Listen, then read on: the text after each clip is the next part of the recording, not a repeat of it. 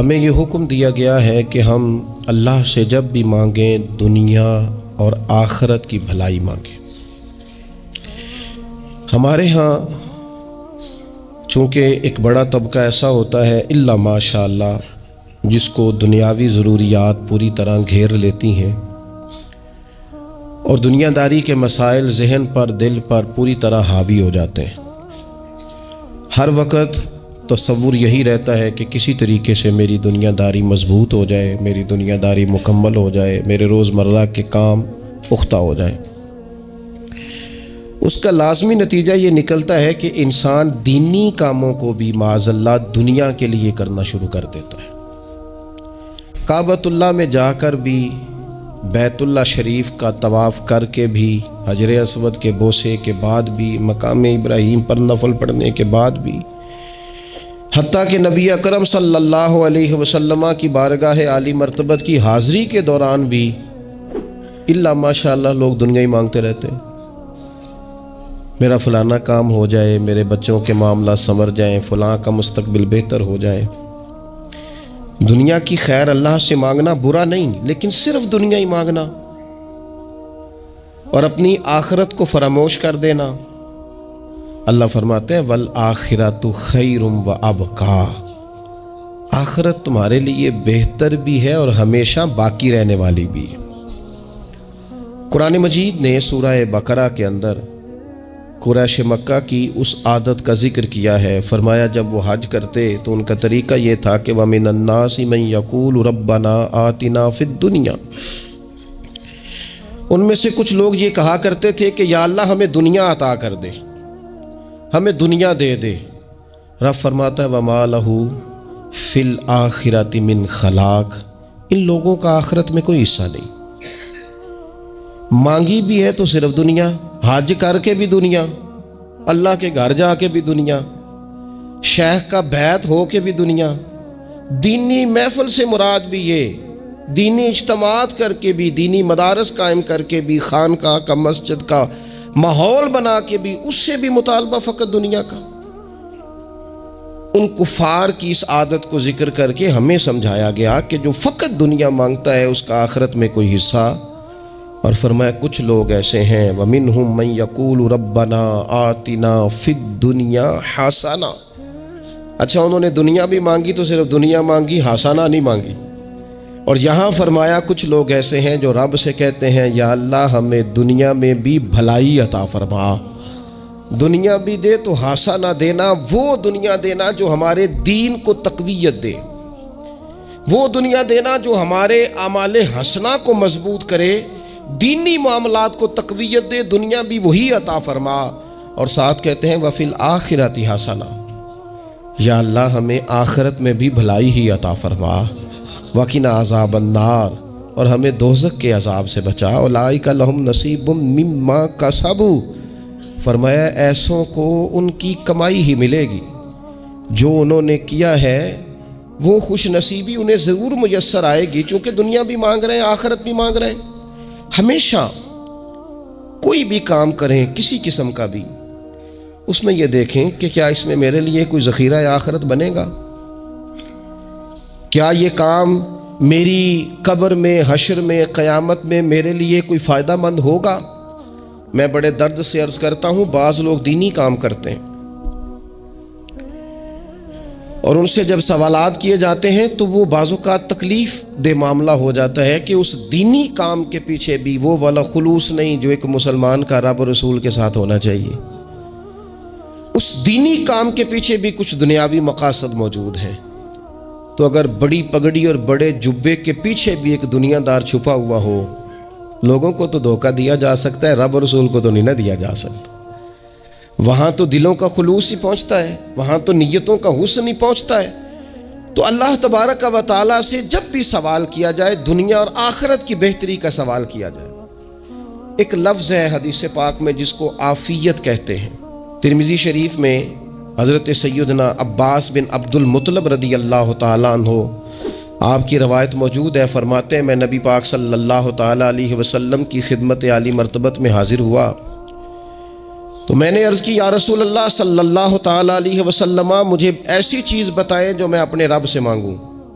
چیز مانگنی ہوتی ہے نا، بعض اوقات موقع ملتا ہے تو کئی دفعہ انسان امتحان میں آ جاتا ہے کہ اب مجھے موقع مل گیا ہے، مجھے کہا گیا کچھ مانگ لو، تو بھلا میں کیا مانگوں۔ حضرت عباس بن عبد المطلب رضی اللہ تعالیٰ عنہ نبی پاک علیہ السلام کے پیارے چچا جان ہیں، عرض گزار ہیں، یا رسول اللہ صلی اللہ علیہ وسلم مجھے بتائیے میں اپنے رب سے مانگوں تو کیا مانگوں؟ تو حضور نے فرمایا رب سے عافیت مانگو۔ کہتے میں کچھ دن رکا، کچھ دنوں کے بعد پھر حاضر بارگاہ ہوا اور عرض کی یا رسول اللہ صلی اللہ تعالیٰ علیہ وسلم مجھے بتائیے میں اپنے مالک سے مانگوں تو کیا مانگوں؟ تو حضور نے پھر فرمایا اللہ سے مانگنا تو عافیت مانگنا۔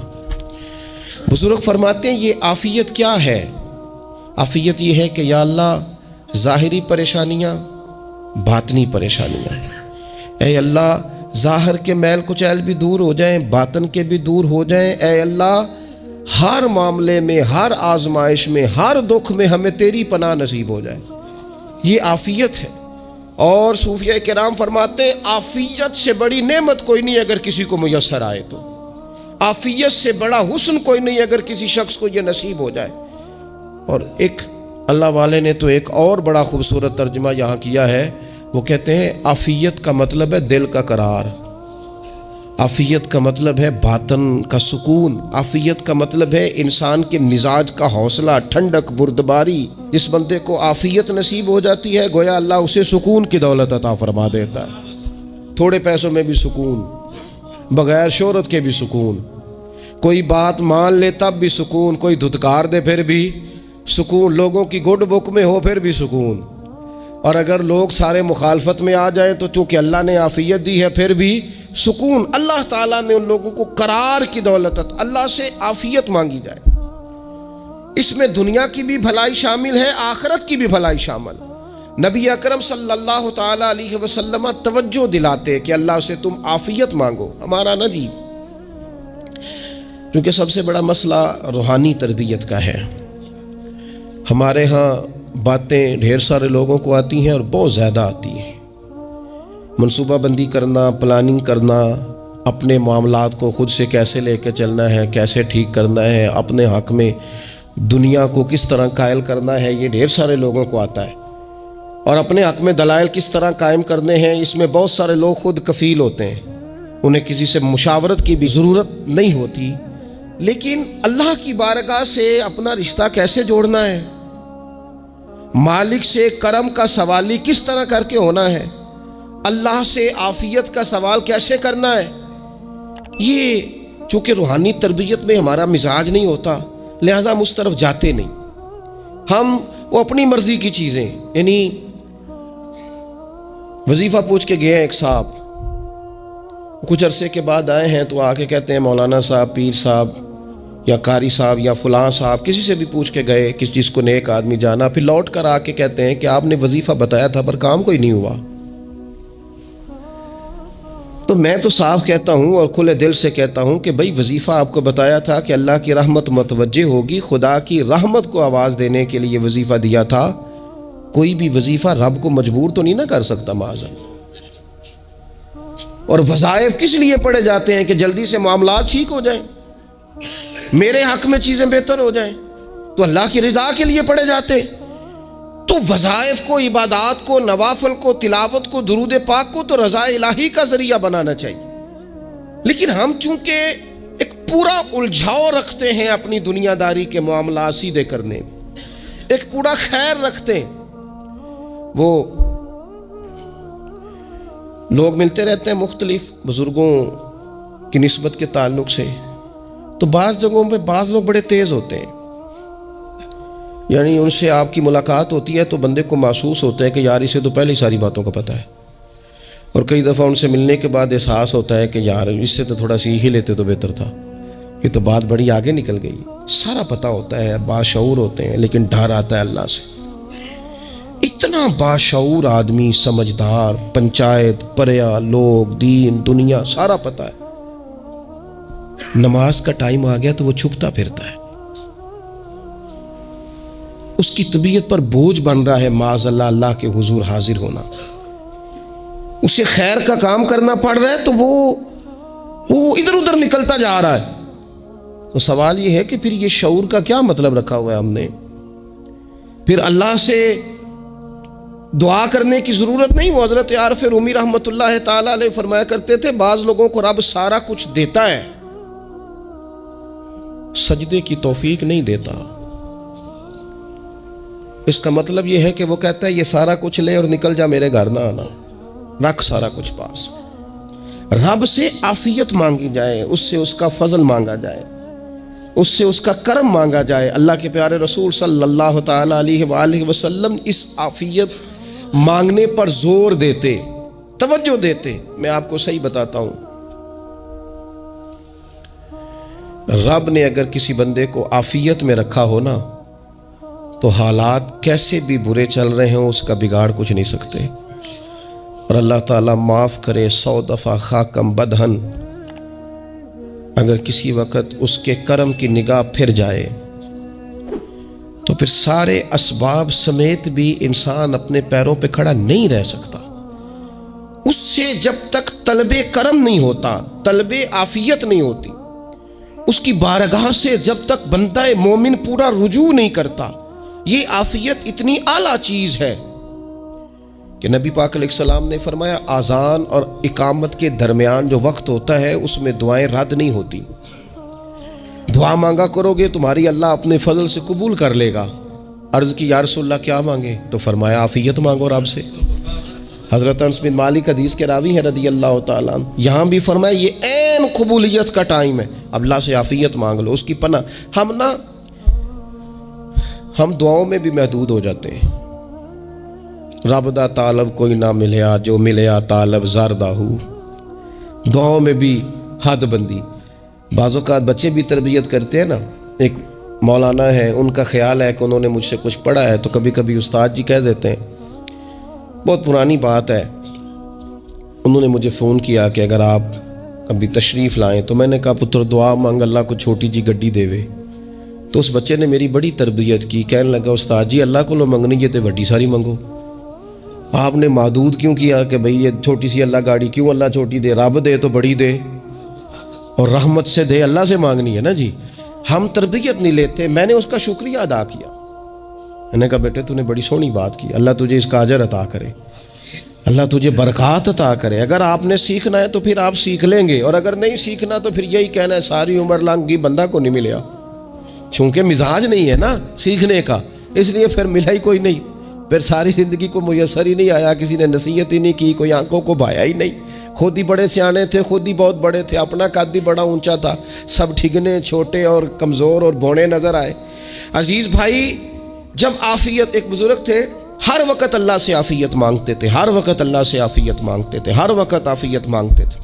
لوگوں نے پوچھا، لوگ ان کو صالح جانتے تھے، نیک سمجھتے تھے، کہ حضور آپ اور کوئی دعا مانگتے نہیں، عافیت ہی مانگتے ہیں۔ فرمانے لگے میں مانگا کرتا تھا شروع میں، بعد میں خیال آیا ہے اور بھی دعائیں مانگا کرتا تھا، یہ احساس بعد میں نصیب ہوا۔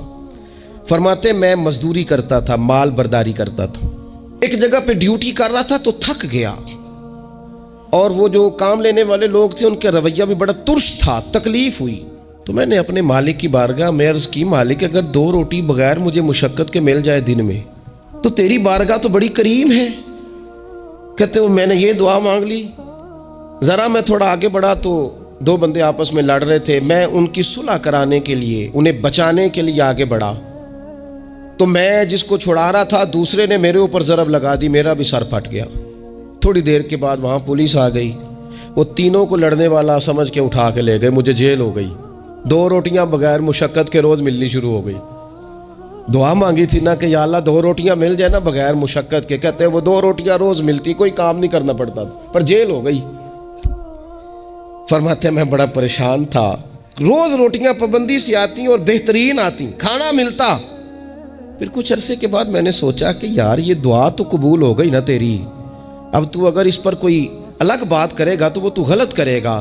کہتے پھر خود ہی میرے دل میں اللہ نے بات ڈالی اور میں نے عرض کی مالک 2 روٹیاں نہیں، مجھے تو عافیت چاہیے، مجھے تو عافیت دے، میرے اوپر تو کرم فرما، تو نظر رحمت کر، جے ایک قطرہ بخشے مینوں، جے ایک قطرہ بخشے مینوں تے کام بن جاندا ہی میرا، مہربانی کر عافیت عطا کر۔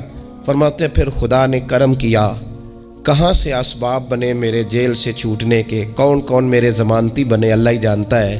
فرماتے ہیں دروازے بھی کھل گئے، رزق بھی ملتا ہے، صحت بھی میسر ہے، سجدہ بھی کر لیتا ہوں، سویرے تلاوت بھی کرتا ہوں، شام کو مدینے والے کی بارگاہ میں رج کے درود و سلام بھی عرض کرتا ہوں، میں ممکن ہوتا ہے تو کسی غریب کی داد رسی بھی کرتا ہوں۔ اب سمجھ آئی ہے ربنا آتنا فی الدنیا حسنۃ وفی الآخرۃ حسنۃ وقنا عذاب النار۔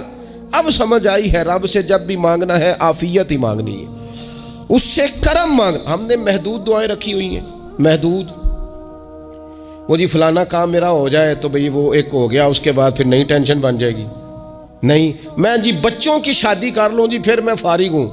آپ شادی کر کے دیکھیں لاگو پتہ جائے گا کیسے فارغ ہوتے ہیں۔ آپ یہاں رکتے کیوں ہیں؟ آپ خدا سے عافیت کیوں نہیں طلب کرتے؟ اس کی بارگاہ سے وہ کیوں نہیں مانگتے کہ جو ایک قطرہ ملے تو دنیا اور آخرت کے سارے کام ہو جائے؟ اس سے اس کی رحمت کا سوال کرے، اس سے اس کے کرم کا سوال کرے۔ اللہ کی بارگاہ میں بھی حاضر ہونا اور جچی تلی اور جناب ناپ تول کر اور محدود چیزوں کا سوال کرنا، مالک سے مانگیں، اور وہ جب دیتا ہے تو دیتا بھی بے حساب ہی ہے۔ وہ جب عطا کرتا ہے تو کرم کے دروازے کھول کے عطا کرتا ہے، ورنہ تو ایک الجھن سے انسان نکلتا ہے دوسری میں الجھ جاتا ہے، ایک گتھی کو سلجھاتا ہے پھر۔ اقبال رو پڑے تھے، کہنے لگے میں عقل کی گتھیاں سلجھا چکا ہوں، یا رب مجھے صاحب جنوں کر دے۔ اللہ یہ بڑا میں نے ہیر پھیر دیکھ لیا، مجھے دیوانہ بنا، اب مجھے جنون ہو، اب میں کسی کے لیے رویا کروں، اب میں کسی کی یاد میں تڑپا کروں، اب میں رات کسی کے لیے میری آنکھیں بیدار رہیں۔ یہ بڑی ہو گئی دنیا داری، عقل کی گتھی حالانکہ نہیں سلجھتی، پر اقبال کہتے ہیں عقل کی گتھیاں سلجھا چکا ہوں، یا رب مجھے صاحب جنوں کر دے۔ اور پھر کہنے لگے بجھی عشق کی آگ اندھیر ہے، اب یہ مسلمان نہیں یہ خاک کا ڈھیر ہے، تو مٹی بن کے رہ گیا۔ کیا کہاں اپنی ساری توجہات کا قبلہ کس چیز کو؟ میرے عزیزو اللہ سے عافیت۔ نبی پاک علیہ الصلوۃ والسلام نے ایک شخص سے پوچھا کیا دعا مانگ رہے ہو؟ تو اس نے کہا یا رسول اللہ میں اللہ کی بارگاہ میں صبر کا سوال کر رہا ہوں۔ تو حضور فرمانے لگے صبر تو مصیبت پر ہوتا ہے۔ یا رسول اللہ پھر کیا مانگوں؟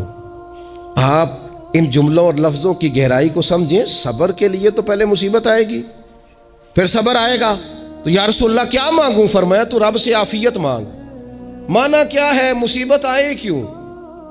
اللہ تجھے اپنی حفاظت کے حصار میں لے لے، وہ وقت ہی کیوں آئے کہ جب تیری طبیعت الجھ جائے، جب تو پریشان ہو جائے، جب تو تو اللہ سے عافیت مانگنا۔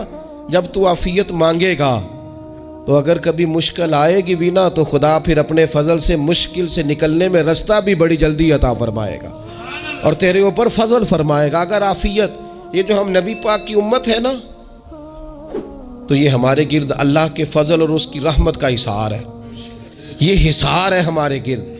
وہ درویش نے کہا تھا نا کہ کروں شکر کتنا اور کروں فخر کتنا کہ تیرے کرم نے مجھے فائز المرام کیا، دیکھو بنا کے سید عالم کا امتی مجھ کو گناہ سے پہلے ہی بخشش کا انتظام کیا۔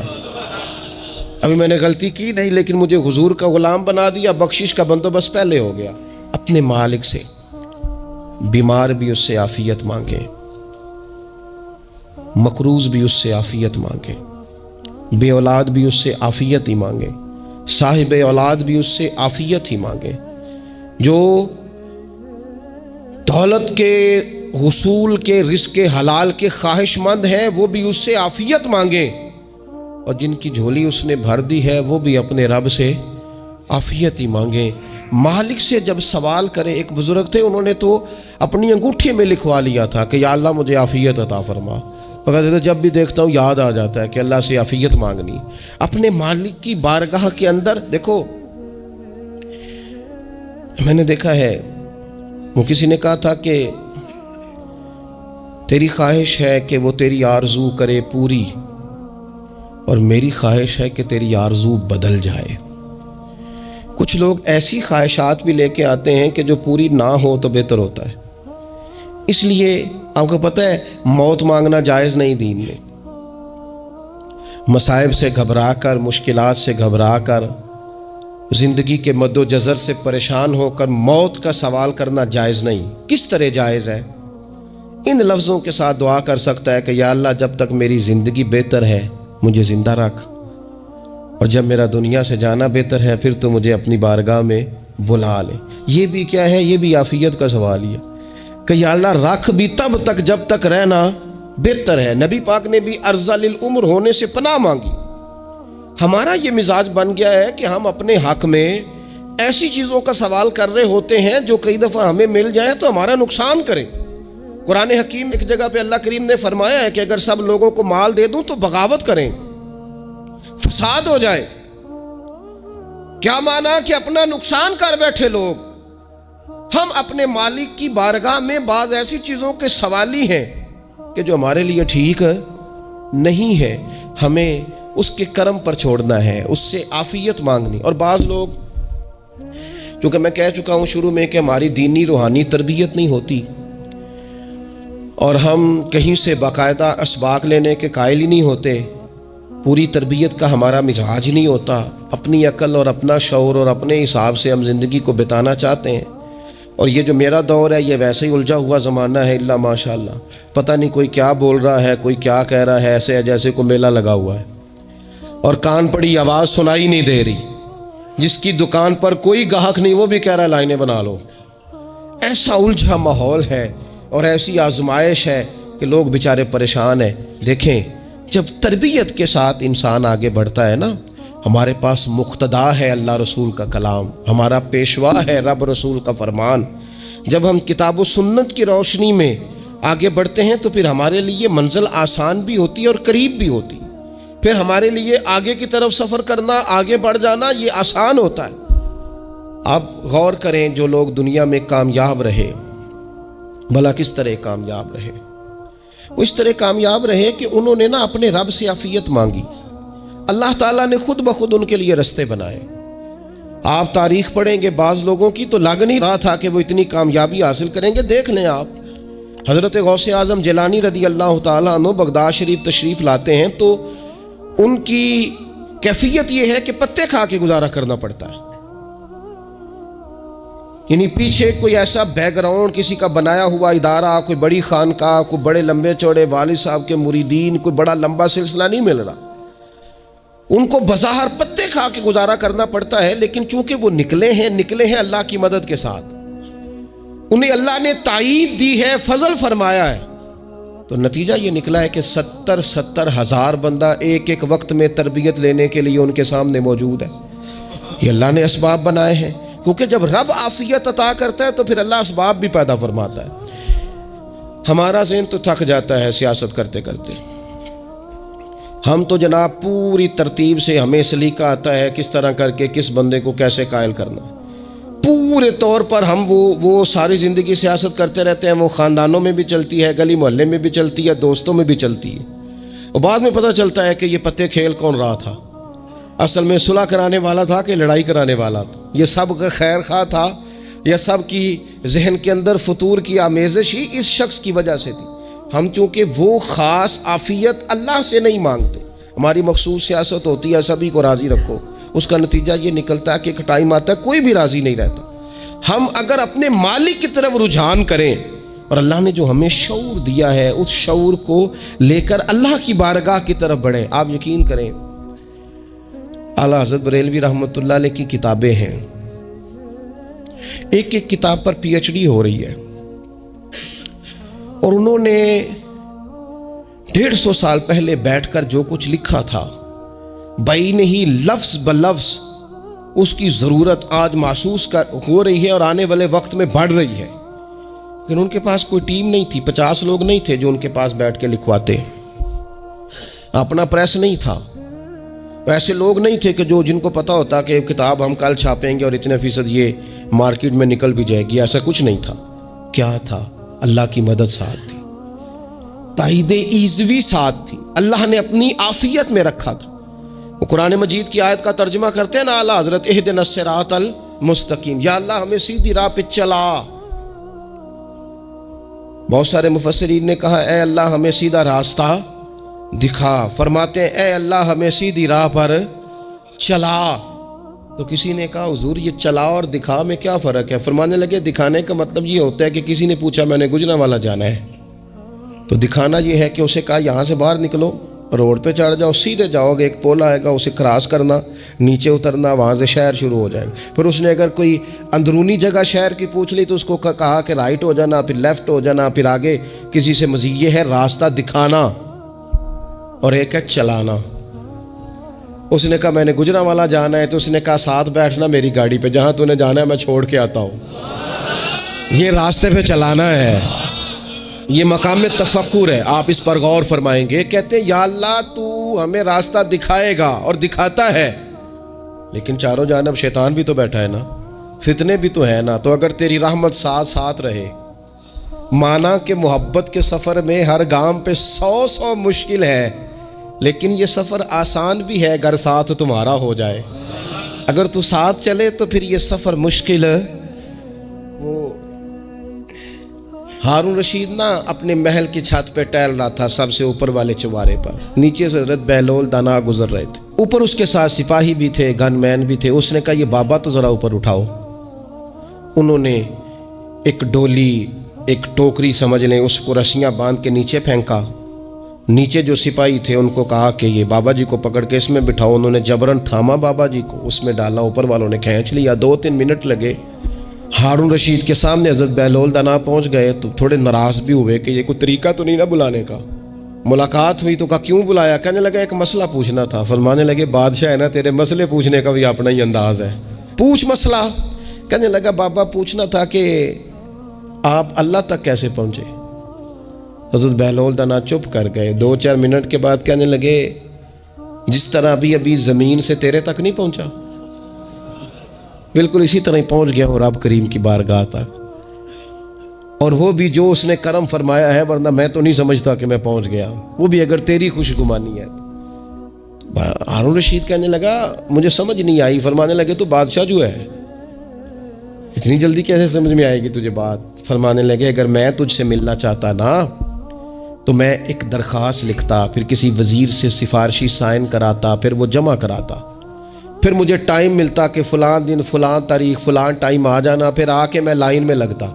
پھر بھی تو بادشاہ ہے، تیرا موڈ بنتا ملنے کا کہ نہ بنتا؟ جب میں چاہتا تو پتہ نہیں کتنا ٹائم لگ جاتا، جب تو نے چاہا ہے نا تو 1 منٹ بھی نہیں لگا۔ فرمانے لگے میں نے دعویٰ ہی نہیں کیا کہ میں جد و جہد کر کے پہنچوں گا، میں نے تو رب کی بارگاہ میں عاجزی کی ہے، پھر رب نے ہی کرم فرمایا ہے، اسی نے مہربانی کی ہے۔